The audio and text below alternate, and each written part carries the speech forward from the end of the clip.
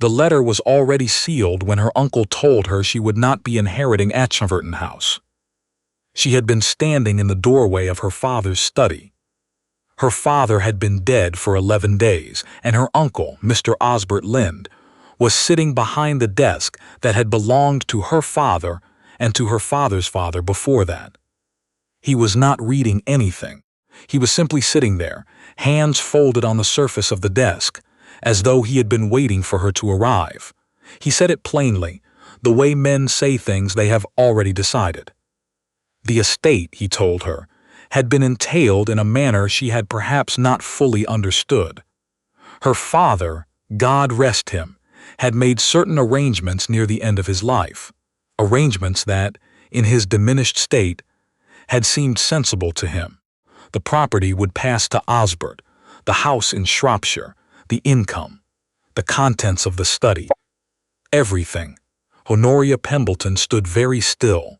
She was 23 years old and she had grown up in that house, and she did not ask any questions. She had learned over the previous 11 days what questions got you. They got you a look of patient sufferance, as though you were a child interrupting a conversation between adults.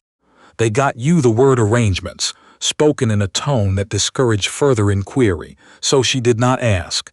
She looked at her uncle's hands on her father's desk, and she thought, I will find out what he has done.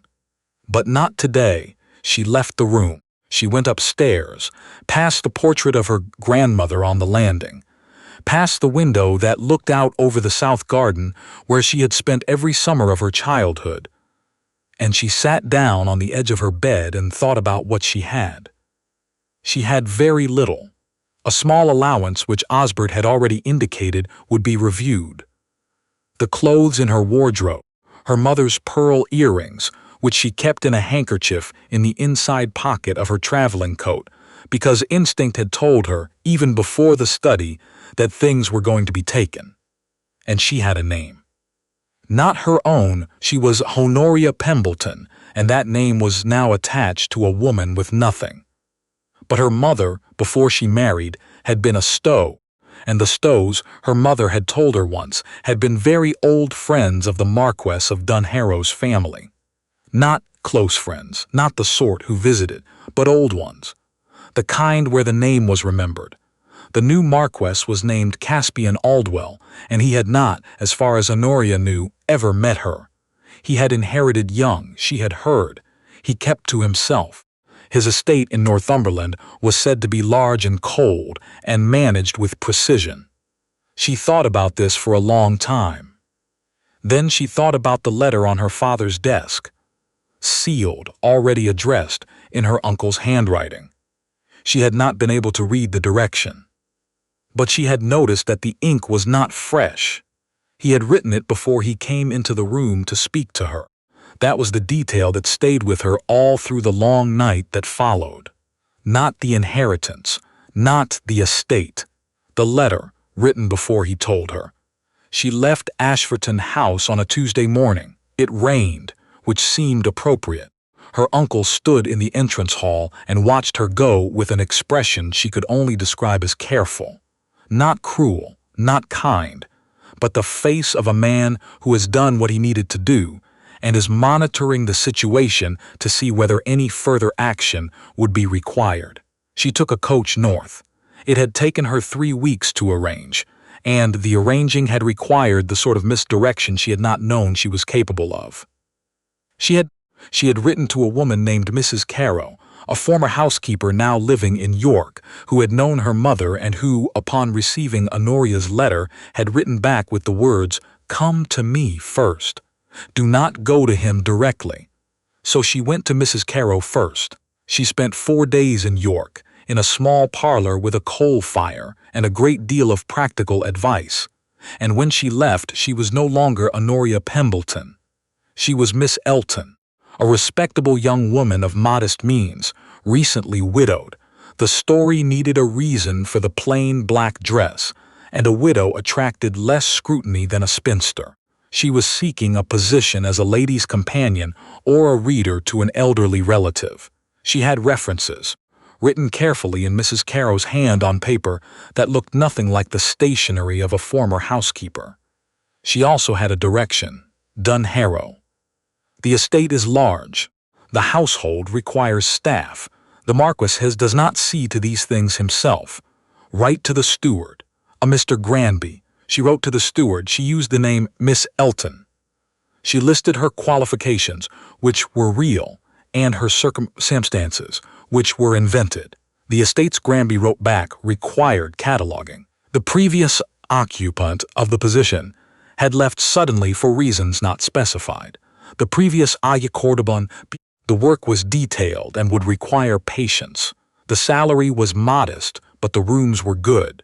He enclosed directions for the coach that ran north through Alnwick. She read the letter 3 times. Then she pressed her mother's pearl earrings between her palms, the way she used to hold her mother's hands, and she wrote back to accept. Dun Harrow was not what she had expected, and she was not sure what she had expected. The house came into view as the coach cleared the rise of the last hill before the estate grounds, and it was very large and very gray, and sat in the landscape as though it had grown there rather than been built, as though someone had cleared the moor and simply found it waiting underneath. The sky behind it was the pale watercolor white of late autumn, and there were no other colors anywhere except the dark of the stone and the darker dark of the fir trees planted along the eastern approach. She arrived in the late afternoon. The housekeeper, a Mrs. Dunbar, met her at the door and showed her to a room on the second floor of the east wing that was indeed, as Mr. Granby had written, quite good. There was a window that looked out over the parkland. There was a fireplace, already lit. There was a writing table beside the window. She set down her bag. She took off her coat. She sat down in the chair by the fire and allowed herself, for exactly 5 minutes, to feel how frightened she was. Then she stopped because there was no use in it. Mrs. Dunbar returned at 6 o'clock to escort her to the library, where Mr. Granby had arranged an introductory meeting. The library was on the ground floor of the north wing, and it was the first room she had seen at Dun Harrow that surprised her. The rest of the house was orderly, careful, impersonal in the way of houses managed by capable staff without a resident mistress. But the library was different. The library had been lived in. There were papers on several of the tables, arranged in the particular disorder of someone who knows exactly where everything is. There was a chair pulled close to the window in a way that suggested it had been moved there deliberately and never moved back. On one of the lower shelves, a space had been cleared among the books and a small object placed there. A miniature painting, she thought, though she did not examine it closely. Mr. Granby was efficient and not unkind. He showed her the catalog system, or rather the absence of one. The library had been added to for 3 generations without any consistent method of organization. He showed her the boxes of papers that had come from the previous owner's estate and had not been opened. He showed her the ledger she was to use. He told her the Marquess did not take dinner with the household staff, but that she would find meals in the East Wing sitting room, and that if she had questions she should apply to him first and not directly to his lordship. She thanked him. She asked one question only: when might I meet his lordship? Mr. Granby looked at her with the expression of someone who had heard this question before. His lordship is busy, he said. He will make himself known when the time suits him. She went back upstairs and unpacked her bag very carefully. She put her mother's earrings in the drawer of the writing hang table under the map of the grounds that Mr. Granby had provided. She looked at the map for a long time, not really seeing it. She had told no one who she was. She had told no one what her uncle had done, or what she suspected he had done, or what she intended to do about it. She was alone in a very large house in Northumberland, cataloging books, waiting for a Marquess she had never met to walk past a doorway. She was not afraid. She told herself this with some regularity over the following days, and it was true in the way that practical things are true. Not deeply, not absolutely, but enough to keep going. She met him on the fourth day, though met was perhaps too deliberate a word for it. She had come down early, before the household was fully awake, because she had found the previous evening what appeared to be a trunk of correspondence tucked behind the false backing of one of the lower shelves. Not hidden, exactly, but placed with the specific care of someone who does not expect it to be found by accident. She had not opened it. She had spent most of the night deciding whether she had any right to. By 5 o'clock, she had decided that she was cataloging the library, and the trunk was in the library, and that was sufficient justification. She was kneeling in front of it with the catalog ledger open beside her when the library door opened. She had assumed it would be Mrs. Dunbar, or perhaps one of the maids. She rose and found herself looking at a man she had never seen before, who was clearly not Miss Dunbar or any maid, and who was looking at the open trunk with an expression she could not read. He was taller than she'd imagined. She had been imagining him, she realized, without meaning to. Dark coat, plain cravat, no particular concession to fashion. He was perhaps 30, perhaps a little more. He had the look of a man who spent a great deal of time outdoors and very little time thinking about what impression he was making. He looked at the trunk. He looked at her. He looked at the trunk again. "I apologize," she said. "I thought Mr. Granby indicated the library contents were to be catalogued entirely. I found this behind the lower shelving. I have not read anything." She had in fact read the first 3 lines of one letter before stopping herself. She did not say this. The Marquess of Dunharrow, for it was clearly him, she understood that now, said nothing for a moment. Then he said, "That trunk has been there for 12 years. She did not know what to say to that, so she said nothing. "My mother put it there," he said. When she came back from Shropshire, she felt something shift inside her chest, a very precise and careful shift, like a key turning in a lock she had not known was there. "Shropshire," she said. Her voice was even. She was good at even. "There was a family she corresponded with," he said. "It was a long time ago." He did not say the name. She did not give him the chance to, because she was not ready. She was not ready at all. "I will leave the trunk separate," she said, "and mark it in the ledger as requiring your direction. If that is acceptable, my lord." He looked at her again with that same unreadable expression. Then he said, "That is acceptable." And he left. She stayed where she was, kneeling on the library floor for quite a long time after the door closed. She saw him perhaps once a day after that. Not by design, she thought, though she was not entirely sure. He passed through the library in the mornings occasionally. He moved through the north wing in the late evenings when she was working by lamplight. He never spoke at length. He asked her once if the cold in the library was too much, and she said it was not, and he had the east fireplace cleaned and laid, which she thought was not the response of a man indifferent to her answer. Mrs. Dunbar said very little about him. The cook, a Mrs. Adair, said even less, but with more feeling. She had been at Dunharrow for 20 years, and she spoke of the family with the careful warmth of someone who has witnessed a great deal and decided most of it was not her business.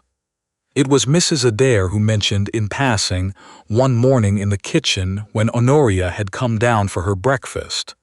"His lordship's been reading the estate papers again. Every time there's something that wants setting right, he reads the old papers first. Has to know how it started before he'll touch it." Honoria thought about this all day. She thought about the letter her uncle had written before he told her. She thought about the trunk that had been sitting behind the library shelving for 12 years. She thought about what it meant that the Marquess's mother had come back from Shropshire, from her home, from Ashfordton, with a trunk of correspondence she had placed carefully, where it would not be easily found. That evening she went back to the library and she opened the trunk. She was not cataloging. She was not pretending to catalog. She simply opened it and began to read. The letters were from her mother. Not all of them. There were letters from several people, and they spanned a period of perhaps 15 years. But the majority, the ones held together with a different ribbon from the rest, were in a handwriting she knew as well as her own. Her mother had written to the previous Marchioness of Dunharrow, with the particular frankness of two women who had been friends since, before they understood what friendship cost. The letters were about small things and large ones, about children and about property, about husbands who were kind but not always wise, about a trust established some years before that was meant to ensure. Her mother had underlined the word, that a certain arrangement would hold regardless of what happened to either of them. She found the letter she needed near the bottom of the stack. It was dated 4 years before her mother's death. It referred to a solicitor in York, a name she did not recognize, and it described in plain and steady language the terms of an agreement made between her mother and the previous Marchioness. The agreement concerned Ashburton. It concerned the entail. It concerned exactly what was and was not permitted to be transferred, and to whom, and under what circumstances. Her uncle had not merely arranged things poorly. He had broken an agreement that had been witnessed and recorded. He had known about this correspondence. He had sealed his letter. She was certain of it now, before he spoke to her, because he had expected her to come looking. He had simply not expected her to come here. She sat with this knowledge for 3 days. She ate her meals and catalogued her books and said, "Good morning, my lord." When the Marquess passed through the library, and she thought about what it meant that she had found this and what she was going to do with it.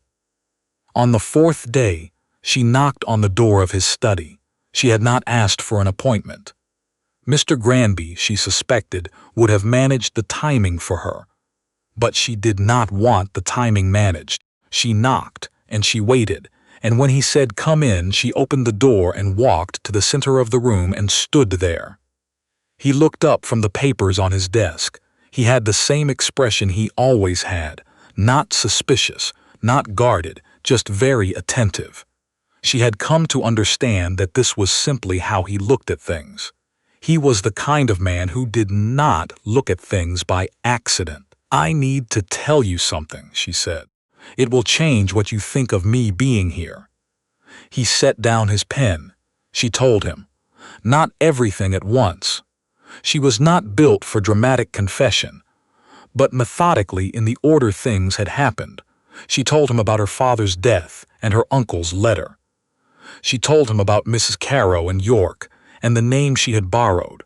She told him about her mother and the trunk and the letters she had found. When she was done, she looked at him directly, which was something she had been careful not to do very often in the weeks she'd spent in his house. He said nothing for a moment. Then he said, "Your name is Pembleton." "Yes," she said. "Your mother was Adelaide Stowe." It was not a question. She felt that shift again, the key in the lock. "Yes." He looked past her for a moment, at something in the middle distance. Then he looked back. "My mother spoke of her," he said. "She spoke of her the way you speak of someone you miss without saying so. I was 14 when my mother died. I was not paying attention to the right things. I didn't understand what she meant until much later." A pause. "I found those letters myself, 2 years ago. I had my solicitor make inquiries about the Pembleton family." Another pause. "He told me there was a daughter. He told me she had recently been divested of her inheritance under circumstances that seemed, at the very least, worth examining." She stared at him. "I was in the process," he said, "of deciding what to do about it, when Mr. Granby received an application from a Miss Elton for the position of library cataloguer." The fire in the grate made a small sound. Outside, somewhere far along the north wing, a door closed. "You knew," she said. "I suspected." He said it without any satisfaction. The handwriting in the application matched the handwriting in one of your mother's letters. I was not entirely certain. She thought about the months she had spent preparing, the name she had borrowed, the references Mrs. Carrow had written, the long coach journey north, and the rain, and the way she had sat in that chair by the fire, allowing herself 5 minutes to be frightened. "Why didn't you say so?" she asked. He considered the question as though it deserved consideration. "You came here for a reason," he said. "I thought you should be able to do what you came to do." She looked at him for a long moment. There was nothing in his face that was asking for anything. He had simply told her the truth, plainly, the way she suspected he told most things. She thought about her uncle, who had sealed his letter before speaking to her, about Osbert Lind, who had sat behind her father's desk, with his hands folded, managing the situation, and she thought about this man who had found the same letters she had found and then made room for her to find them herself. "The solicitor in York," she said. "The name in my mother's letter. Do you know him?" "I do," the Marquess said. "He is still in practice. He has been expecting, I believe, to hear from someone for some time." The solicitor was named Mr. Fawcett, and he had, as the Marquess had said, been waiting. He had in his possession a copy of the original agreement, duly witnessed and recorded, and a second copy sent to him directly by the previous Marchioness of Dunharrow on the same day the first was placed in the trunk. He had also been in correspondence, he told Honoria when she sat across from him in his York office, with the Marquess in the chair beside her, with a colleague in London who had reviewed the terms of the Pembleton entail. Her uncle, Mr. Fawcett said, had proceeded on the assumption that the agreement did not exist. He had, furthermore, represented to the Pembleton family solicitor had ever been made. This was not, legally speaking, a simple misunderstanding. He used more words than this. He used a great many words in a great many sentences over the course of an hour and a half, but that was the substance of it. She did not cry. She was too interested to cry. She asked 4 questions and listened to every answer, and at the end she shook Mr. Fawcett's hand and walked back out onto the street. It was raining again. She stood under the overhang of the building and looked at the street and breathed. The Marquess came out behind her a moment later and stood beside her in the way that he had, not close, not far, simply there. "It will take time," he said. "These things always do." "I know." She was not bothered by that particularly. She had learned patience in his library, which was, she thought, perhaps what the library was for. "You will need somewhere to stay while it proceeds." He said it in the same tone in which he had asked whether the library was too cold, as though it were a practical matter requiring a practical answer. "I suppose I will," she said. "Dunharrow is large," he said. She looked at him. He looked at the rain. "The library," he said, "is not finished." She thought about the room on the 2nd floor of the East Wing, with its window looking out over the parkland. She thought about the miniature she had finally examined, which was a portrait of a woman she had recognized as her mother's friend, the previous Marchioness, painted young and very certain of something. She thought about the way the Marquess looked at things, directly, without asking permission to see them. "No," she agreed, "it is not." They stood there, a moment longer in the rain, neither of them saying anything, which was comfortable in the way of 2 people who have learned to trust each other's silences. Then she turned up her collar against the cold, and he opened the door of the waiting coach, and she stepped inside. The coach turned south. She watched the city give way to open country, and then to the long gray road north again, back toward the moors and the cold stone of the house she had come to under a borrowed name, and was now, it seemed, leaving under her own. She took her mother's earrings from her coat pocket. She had put them back there before they left, some old reflex of safe-keeping, and held them for a moment in her palm. Then she placed them back where they had always been, because they would not be needed in a coat pocket much longer. It had been raining when she left Ashfordton. It was raining still, but it felt this time entirely different.